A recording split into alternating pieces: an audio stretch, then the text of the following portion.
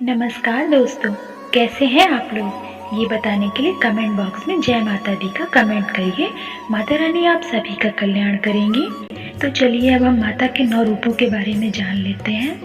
नवरात्रि का पहला दिन शैलपुत्री माँ का होता है और प्रथम दिन को हम शैलपुत्री देवी की आराधना करते हैं। पुराणों में यह कथा प्रसिद्ध है कि हिमालय के तप से प्रसन्न होकर आदिशक्ति उनके यहाँ पुत्री के रूप में अवतरित हुई थी और इनके पूजन के साथ नवरात्र का शुभारंभ होता है।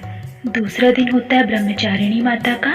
दूसरे दिन हम ब्रह्मचारिणी माता की आराधना करते हैं। भगवान शंकर को पति के रूप में प्राप्त करने के लिए पार्वती की कठिन तपस्या से तीनों लोग उनके समक्ष नतमस्तक हो गए। देवी का यह रूप तपस्या के तेज से ज्योतिर्मय है। इनके दाहिने हाथ में मंत्र जपने की माला तथा बाएं में कमंडल है। तीसरे दिन हम चंद्रघंटा माता की उपासना करते हैं। यह देवी का उग्र रूप है। इनके घंटे की ध्वनि सुनकर विनाशकारी शक्तियां तत्काल पलायन कर जाती हैं। व्याघ्र पर विराजमान और अनेक शस्त्रों से सुसज्जित माँ चंद्रघंटा भक्त की रक्षा हेतु सदैव तत्पर रहती है। चौथा दिन है कुष्मांडा माता का। नवरात्र पर्व के चौथे दिन भगवती के इस अति विशिष्ट स्वरूप की आराधना की जाती है। ऐसी मान्यता है कि इनकी हंसी से ही ब्रह्मांड उत्पन्न हुआ था। अष्टभुजी माता कुष्मांडा के हाथों में कमंडल, धनुष, बाण, कमल, अमृत कलश, चक्र तथा गदा है। इनके 8वें हाथ में मनोवांछित फल देने वाली जपमाला है। नवरात्र पर्व की पंचमी तिथि को भगवती के 5वें स्वरूप स्कंद माता की पूजा की जाती है। देवी के एक पुत्र स्कंद हैं, जिन्हें देवासुर संग्राम में देवताओं का सेनापति बनाया गया था। इस रूप में देवी अपने पुत्र स्कंद को गोद में लिए बैठी होती हैं।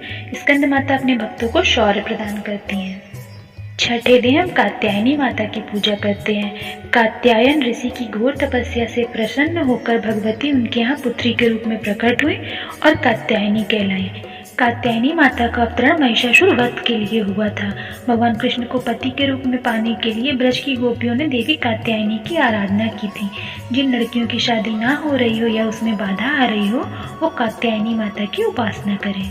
नवरात्रि के 7वें दिन हम कालरात्रि माता की पूजा करते हैं। यह भगवती का विकराल रूप है। देवी गधे पर बैठे हुए अपने हाथों में लोहे का कांटा तथा कटार लिए हुए हैं। इनके भयानक स्वरूप को देखकर विध्वंसक शक्तियां भी पलायन कर जाती हैं। नवरात्र पर्व की अष्टमी तिथि को हम महागौरी की आराधना करते हैं। यह भगवती का सौम्य रूप है। चतुर्भुजी माता वृषभ पर विराजमान है। इनके 2 हाथों में त्रिशूल और डमरू है। अन्य 2 हाथों द्वारा वर और अभय दान प्रदान कर रही हैं। भगवान शंकर को पति के रूप में पाने के लिए भवानी ने अति कठोर तपस्या की थी। तब उनका रंग काला पड़ गया था। तब शिव जी ने गंगा जल द्वारा उनका अभिषेक किया तो यह गौर वर्ण की हो गई। इसलिए इन्हें हम गौरी कहते हैं।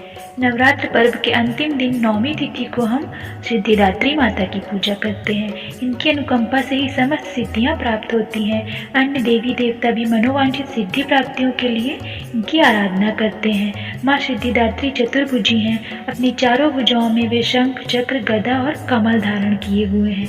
कुछ धर्म ग्रंथों में इनका वाहन सिंह बताया गया है, परंतु माता अपने लोक प्रचलित रूप में कमल पर बैठी दिखाई देती हैं। सिद्धिदात्री की पूजा से नवरात्र में नवदुर्गा पूजा का अनुष्ठान पूर्ण हो जाता है।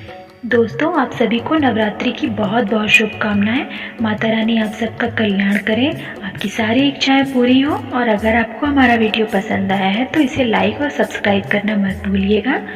तो अब हम मिलते हैं नेक्स्ट वीडियो में। तब तक के लिए नमस्कार। जय माता दी।